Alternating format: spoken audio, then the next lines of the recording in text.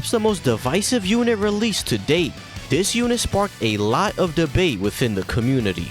Right off the bat, he led representatives of Universe 7 and Universal Survival Saga for 3 key, 130% to HP and 170% to attack and defense. When it came to his leader skill, people were unanimously disappointed by it, as reps of Universe 7 had tons of overlap with Universal Survival Saga, resulting in his team having less options than other dual category leaders. Goku gained 59% attack and defense, 10% to stats for every attack received up to 59%, and once only, when attacking with 59% HP or less, he gained 59% attack and was super effective for the turn. These boosts were multiplicative, resulting in a total of 153% to stats when fully built up, and 302% attack with his one-time proc. Blue Kaioken Goku could deal impressive damage once fully built up, but his start of turn defense numbers were definitely less than ideal. He was pretty questionable defensively, capable of taking big damage from his first few hits, and he wasn't really that tanky even after getting his full defensive buffs. But what captivated so many people about this unit was not his leader skill or his passive, but instead his nuclear bomb of an active.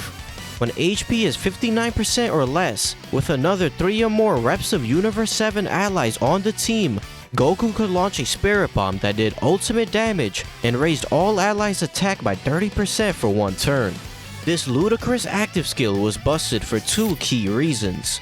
The first was that Goku could give allies B-Pan levels of support for one turn, which massively shot up the attack stats of not only the units around him, but also Goku himself. The second reason lies within the final part of Goku's kit that we have yet to discuss, his super attack effect.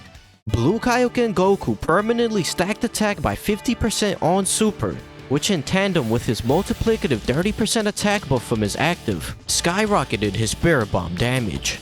He was capable of one-shotting the last phase of the legendary Goku event with his Spirit Bomb, and in shorter events, his active could still deal great damage when combined with his one-time passive buffs. Goku on his Spirit Bomb turn was seen as the strongest TUR in the game by far, but without his active skill, Goku was a decent unit at best.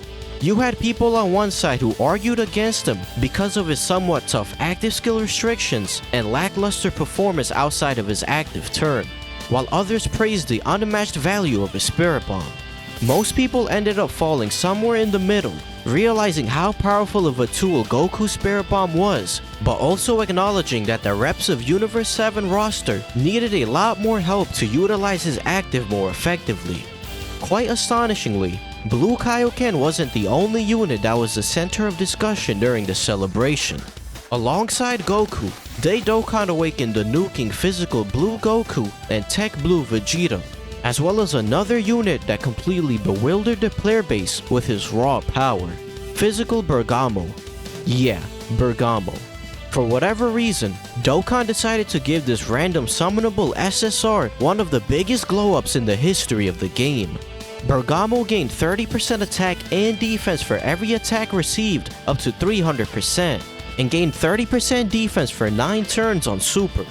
300% to stats was by far the highest cap any build-up unit could reach, and he was more than competent enough in all endgame content once fully built up. He was a killer in the legendary Goku event, capable of reaching 900% defense with 1 defensive stack per turn, and a maximum of 1500% defense if he were to additional super every turn. At his best, he could get near 1 million defense, while also shooting out 2 to 3 million attack stats, which was very good for a banner unit. He could struggle in Super and Extreme Super Battle Road on his initial turn without items, but that didn't matter to players. He was such a massive upgrade to an otherwise forgettable unit that he instantly became an iconic figure within the community, with players hailing him as BerGODmo. Alongside Blue Kaioken, Dokkan did its annual April Fool's joke, with this year's teaser being for a new racing mode. Imp Bulma was the April Fool's unit this time around, and she could be farmed from the new Bulma's Wild Chase special event. A week later, the 6th Prime Battle LR dropped in the form of LR Krillin. This unit was actually very good, being viable in all types of content. Krillin had the massive flat attack and defensive boosts that were typical of Prime Battle LRs, but his gimmick was that he was stronger the more enemies he faced. When facing 2 or more enemies, Krillin gained 10,000 attack per enemy starting from the second enemy, and launched an additional super attack when facing 6 or more enemies. This ability made him a great World Tournament unit, as Krillin possessed an AoE 12 key super that had a medium chance of stunning. This also meant that he was decent in Super and Extreme Super Battle Road, as he could deal solid damage to all enemies while having a chance to stun them. And last but not least, Krillin stacked attack and defense on 18 key super, which also made him viable for longer events. Overall, a fantastic free-to-play unit. Strangely, however, the April Yellow Coin LR had nothing to do with Blue Kaioken Goku and was instead related to Prime Battle Krillin, LR Nappa/Vegeta. Let's cut right to the chase. This unit was very mediocre, or at least half of them was. Nappa was boasting very low start of turn stats, garbage links, and hit like a feather, so his AoE 12 key super wasn't the biggest factor in Super and Extreme Super Battle Road. Nappa's only saving grace was his active skill. Starting from turn 3, Nappa could pop his active and gained guaranteed dodge for the turn at the cost of 50% attack. This was a very powerful ability that massively increased this unit's survivability, especially in shorter events. Ideally, you would hide this unit turn 1, pop the active on their second appearance, and exchange into Vegeta the following turn. Unfortunately, they had a pretty annoying HP restriction attached to their exchange condition, as you needed to be at 50% HP or less starting from turn 4. Unlike Nappa, Vegeta was actually pretty good. He recovered 50% HP once only, gained 100% attack and defense, and 3 key and 18% to stats when facing one enemy, plus another 3 key and 18% when attacking a superclass enemy. At 24 key, Vegeta was also super effective against all types, allowing him to output respectable damage at max key. Combined with his defensive buffs from his super attack effects, he could also tank pretty well across most events in the game. Too bad you almost never saw him though. Fun fact about this LR, they introduced the Inhuman Deeds category into the game, which consists of villains that have killed their allies. They were a 130% leader for this category, and Inhuman Deeds would not get a legitimate 170% leader until many years after its debut. At the end of April, Gotenks and Boo showed up as the Golden Week Dual Dokkan Fest units. They were similar in design to the previous Golden Week units, possessing 3 different states. However, unlike Trunks and Zamasu, Gotenks and Exchange Boo got a fair amount of hate on release. They introduced 2 new categories into the game, Special Pose and Majin Power. Special Pose was, as you'd expect, not very good, and Majin Power had very few options to work with, though it had potential to be good with some more support. Gotenks and Boo's base form were practically identical to Trunks and Zamasu, which was not a good look for units that released a full year later. The only difference was that they gained 1 key and possessed different super attack effects, with Gotenks greatly raising defense for 1 turn and Boo instead greatly raising attack. Super Saiyan Gotenks and Evil Boo were much better, specifically in Super and Extreme Super Battle Road due to their ability to stun. Super Saiyan Gotenks had a great chance to stun on Super, while Evil Boo had a high chance to stun the attacked enemy and sealed on Super. Gotenks in particular was a very unique unit, as he had 2 separate 50% chances to raise attack by 50%, and 2 separate high chances to raise defense by 50%. He was a very RNG heavy unit, but with some good luck, he could actually look pretty impressive. Unfortunately, Dokkan decided to deviate from Trunks and Zamasu's design philosophy and completely shafted this duo's active skill condition. Whereas last year's units could use their active starting from turn 5, Gotenks and Boo could use their active when HP was 70% or more, starting from the 4th turn after transforming. This made it a lot more difficult to see Super Boo and Super Saiyan 3 Gotenks, and their final forms were only relevant in longer events, which is unfortunate, because once fully transformed, Super Saiyan 3 Gotenks and Super Boo were the strongest TURs in the game, and top 5 units overall. Gotenks hit like a missile, gaining a multiplicative attack buff of 300% when attacking, and a great chance to launch an additional super for 4 turns from entry. He outputted jaw-dropping amounts of damage, and also greatly raised attack and defense for 3 turns on super, which further enhanced his damage and tanking post-super. Super Buu was equally crazy, gaining 3 ki and 220% attack, 50% damage reduction, and 12% crit chance per rainbow orb. He was an incredibly powerful tank that could shoot out a very high attack stat with a decent chance to crit, and he also shared the same super attack effect as Gotenks, further increasing his defensive capabilities. In conclusion, they possessed mediocre base forms, decent to good second forms, and incredible final states that were very difficult to reach. They garnered very little hype and were the first dual Dokkan Fest units to not reach top grossing, which goes to show just how little the player base cared for them. Coinciding with the release of Gotenks and Buu, we received numerous new awakenings and free-to-play units. Tarble and Gotenks, as well as the 3 new Majin Buu Saga free-to-play units, had their awakening medals added to their respective story event sections in the Baba shop. All 5 units had niche uses and were solid units, but nothing to write home about. The 3 banner unit TURs, however, were crazy. Tech Trunks and Int Goten were monster tanks, capable of reaching 70% damage reduction when attacking, with another Goten or Trunks ally in the turn respectively, or if there was a Krillin unit on rotation. They were practically impossible to kill with their full damage reduction up, and were very helpful for specific Super Battle Road stages. Skinny Buu was somehow as powerful as BerGODmo, if not even better. He gained 150% attack and defense, and for 7 turns from entry, he gained 3 ki, a further 150% attack and defense, and had a high chance to dodge. Skinny Buu was an elite Super Battle Road unit that could tank fairly well, on top of having a 50% chance to dodge. He was a fantastic addition to all his teams, and helped exchange Buu out quite a bit. Backtracking just a little bit, on the same day LR Nappa / Vegeta's details were revealed, Dokkan dropped a gameplay trailer for a brand new type of battle mode coming to the game, Explosive Chain Battle.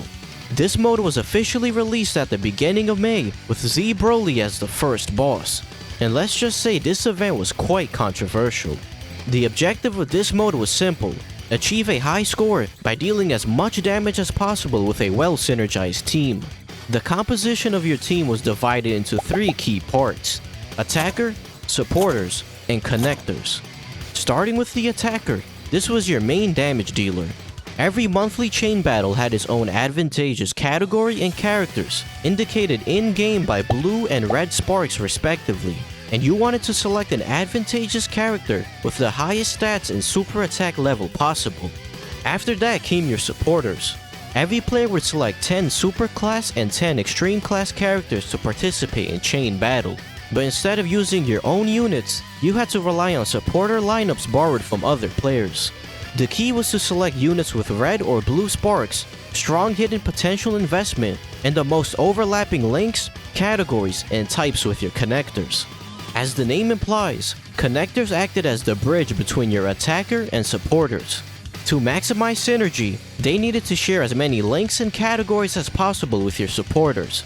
This synergy was represented by the chain power gauge, which measured how well your team fit together. Lastly, the battle phase had you select 3 units with the most synergy together in real time from a randomized pool of supporters. The timer for this phase could be paused by opening the app history right as the 8 units appeared, though you did have to time it properly. Ideally, you wanted to hit 100 million damage or more to get all mission rewards, and have a good chance of placing high in the overall rankings. These rewards were undeniably valuable, granting emblems of cooperation and unity that could be exchanged in the Baba shop for random skill orbs, with some of the most powerful skill orbs in the game being available in these chests. While this all sounded good on paper, for most players, chain battle ended up being a very tedious and frustrating experience. There were 3 main criticisms that made players absolutely despise this mode. The first having to do with the terrible supporter system. You had to rely more on other people's units than your own, so if you didn't have friends with good accounts, your chances of scoring high were very low.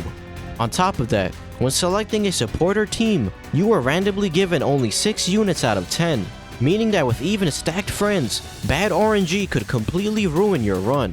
Extreme class supporter lineups were also far more limited than super class lineups, making it difficult to build optimal villain teams. The second reason is that most of the mechanics for chain battle were either poorly explained in-game or outright not explained at all, leading to mass confusion among the community. Lastly, despite being relatively quick to complete, chain battle was very tedious to do. On top of the RNG hell you had to endure, chain battle had its own stamina system known as battle energy. You started with 5 battle energy, with 1 being restored every 3 hours, placing limited attempts on an already aggravating mode. To make matters worse, each friend's supporter lineup could only be used once per day, meaning you often had to wait a full 24 hours just to access your best possible setups again. Overall, chain battle was a very experimental game mode for Dokkan, but it ultimately served to further divide and frustrate the player base. A few days later, the 26th battlefield brought with it a new set of bosses and a brand new LR Babidi Dabura. This LR was actually quite powerful in both Super Battle Road events, sealing on their 12-key super and having a high chance to stun on their 18-key super. They boasted surprisingly high attack stats for a free-to-play LR, and were a good support for Boo units with their Majin Power support, despite not being on the category themselves. This year's Goku Day celebration was a bit more eventful for JP than usual, as they released the EZA for Int Raditz, making him an even stronger free-to-play alternative for World Tournament. More importantly, however, they released 10 new category missions for the legendary Goku event, giving players tons of content to complete. But even more hype than that was the long-awaited arrival of the most anticipated EZA ever, Physical Vegito Blue. On Christmas Eve of last year, Global Dokkan held a survey in which players could vote for which character they wanted to see EZA on Global first, Vegito Blue or Rose Goku Black. To the surprise of no one, Vegito ended up winning, and would end up releasing on Global at the end of February. But people's excitement was mixed with concern. Remember EZA Super Vegito? He ended up receiving one of the worst EZAs ever due to how powerful his counters were on release, only gaining 40% to stats after receiving an attack. If Super Vegito was so heavily undertuned, then what chance did Vegito Blue, another counter unit, have at getting a strong EZA? There we go. Ooh, 2.3. Oh my goodness. And he's gonna get a counter here. This guy's a monster, bro. Oh! Yes! Yeah! Now Physical Vegito Blue comes out and they're just like, yeah, whatever. We'll just give him everything! We'll give it all to him! Like, dude! Luckily for players, Dokkan decided to go all out for Vegito Blue and gave him the best EZA we had seen to date. Physical Vegito Blue gained an unconditional 40% to stats at the start of turn, and his chance to launch super attacks from his additionals were upgraded from a 10% chance to a medium chance. Combined with his powerful new super attack effect and additional 10% damage reduction from normals, Vegito Blue could reach impressive defensive numbers after attacking. But what most people remembered his unit for was his insane damage potential. Because he gained 40% attack at the start of turn, his counters now hit extremely hard. And with the introduction of skill orbs, Vegito Blue could reach a 25 to 27 crit level in his hidden potential. This gave him roughly a 50% chance to crit, and this high crit chance was applied to all of his counters and additional attacks. Suffice to say, Vegito Blue was a ludicrous unit that could melt the boss's health bar with some decent luck, and he was easily one of the hardest hitting units in the game.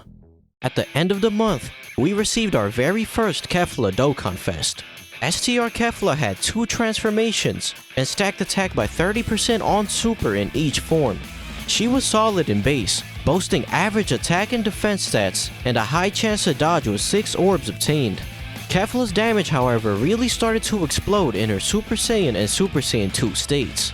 In Super Saiyan 1, she gained 150% attack when attacking with 12 or more ki, and an additional 50% attack and dodge chance with 6 orbs obtained. In Super Saiyan 2, her dodge was now unconditional, and she gained a massive 160% attack when attacking with 12 ki, which combined with her attack stacking and high start of turn attack buff, allowed Kefla to reach impressive attack stats. She also launched an additional super attack with 6 or more Ki Spheres obtained, which further heightened her damage. Kefla's active could be activated when facing a Pure Saiyans or Universal Survival Saga enemy, and she changed physical orbs to STR, as well as becoming super effective for 1 turn. Unfortunately, since Kefla didn't create her own orbs regularly, she would often miss out on her dodge chance, making her susceptible to Big Boss supers for her first couple of turns.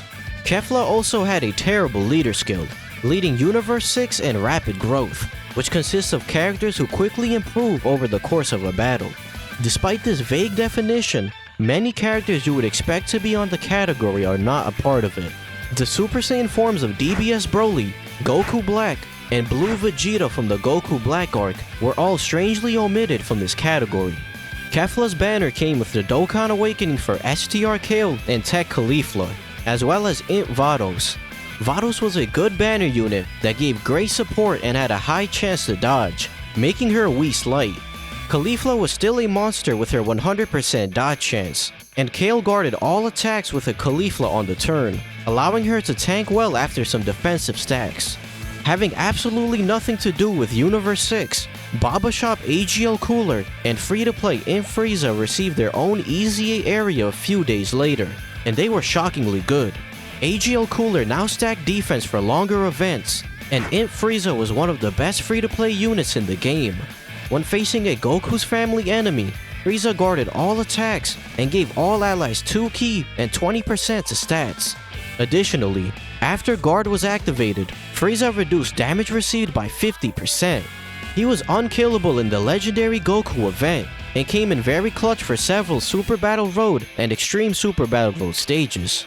2 days later, the second ever chain battle dropped against God Goku, and on June 9th, we got the EZA for Vegito Blue's counterpart, Rose Goku Black.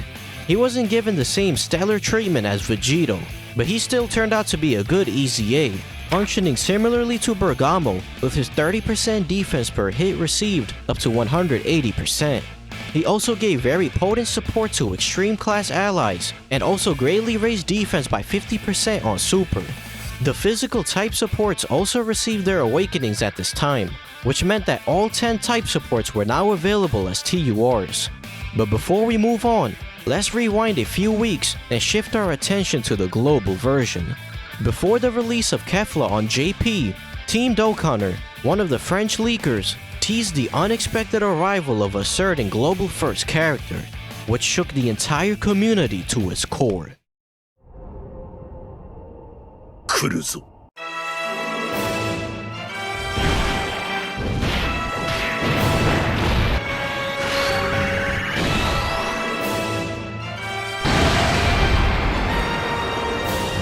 One of the most surprising releases in Dokkan history, LR UI Goku was a global first LR who debuted on JP a month later.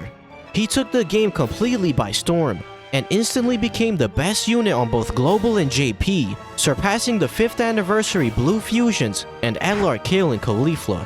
UI Goku had a very simple kit. He gained 77% attack and defense at the start of turn, and had a 70% chance to evade enemies' attacks for the first 7 turns from his entry. He also built up 1 Ki and 11% attack and defense for every attack evaded up to a maximum of 7 times. He decimated Super Battle Road, Extreme Super Battle Road, and Battlefield. Furthermore, despite only having a 50% chance to dodge after the 8th turn from his entry, he was still very powerful in long events. Even though the final phase of the legendary Goku event had dodge cancelling, by the time his passive was fully built up, he was capable of tanking UI Goku supers at the end, while also being borderline unstoppable in the prior phases. Unlike almost every other unit in the game, UI Goku dominated every type of difficult content, short or long, and he took the crown as the #1 overall unit. The Extreme Z battle for Physical Kale and AGL Caulifla was released alongside UI Goku, and Kale in particular received a massive glow up, now gaining 60% damage reduction for her first 6 turns. After turn 7, her damage reduction was locked behind needing 6 physical orbs, but the 6 turn limit more than sufficed in Super and Extreme Super Battle Road.